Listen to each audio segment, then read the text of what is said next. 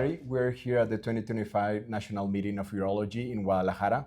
We're here with Dr. Scotland, and we would like to ask you a few questions. Thank you so much for your time. Oh, thank you for having me. So first of all, regarding your talks during the meeting, what do you think are the new advancements in ureteroscopy? You think it's going to be suction the new frontier?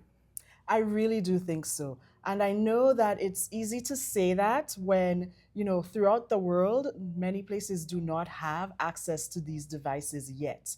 But I think they're coming because suction is going to be really important for us as we move forward trying to clear stones. The issue that every urologist has when we treat these stones is getting them actually clear from the kidney. And the way to do that really is suction, at least in 2025. And so I think that it's a game changer.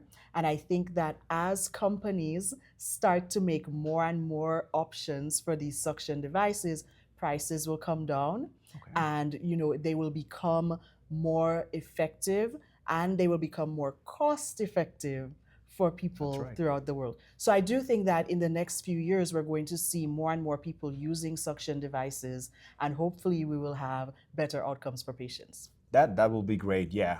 And I know there are many devices around, but which one would you prefer, a FANS, CBAC, or this? Because I know that they're different, right? They are very different, and I will be honest that I use all three.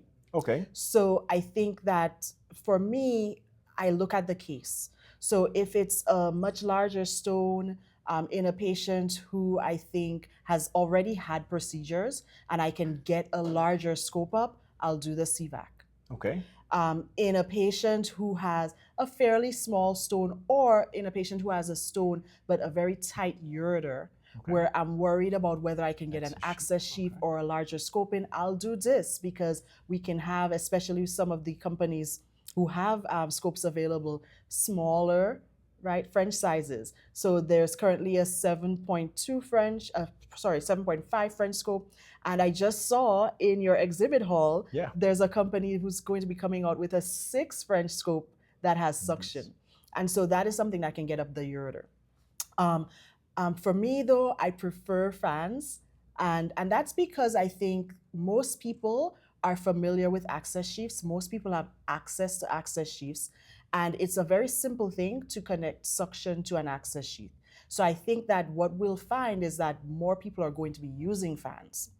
On top of the fact that I think it's going to be a little bit more accessible, you can dust and you can fragment, and you can get both dusted stones and fragmented stones cleared. So for me, for right now, I prefer FANS. But like I say, I use all three, and really what's exciting to me is the fact that we have 3 different ways of tackling this problem.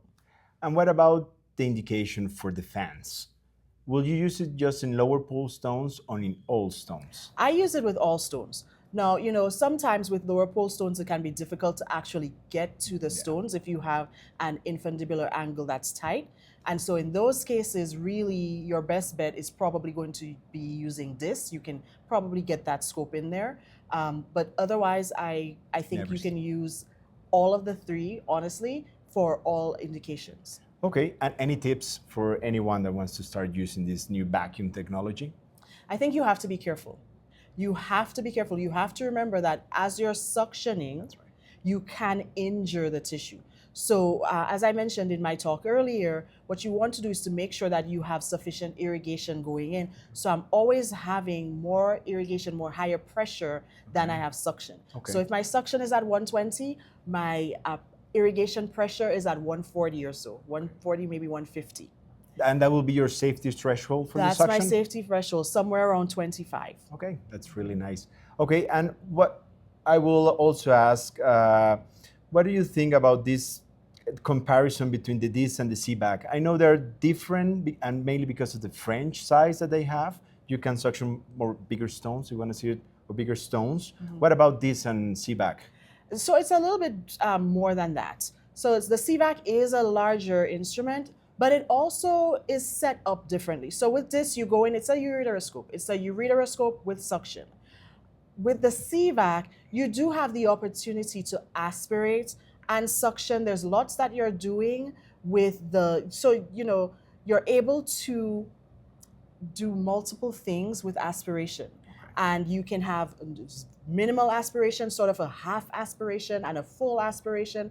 And what that does is it allows you to do more depending on the circumstance. So if you've got a larger stone versus a smaller stone, whether you're dusting versus fragmenting, you're able to make changes and adjustments with CVAC that you may not necessarily be able to make with this. Okay. But the caveat is that you need to have lots of space for the CVAC. So again, you know, I don't think one of the two necessarily is better than the other. Okay. It really just depends on what the circumstance is, what the stone is, what the patient situation is. Okay. And I always like to ask this question.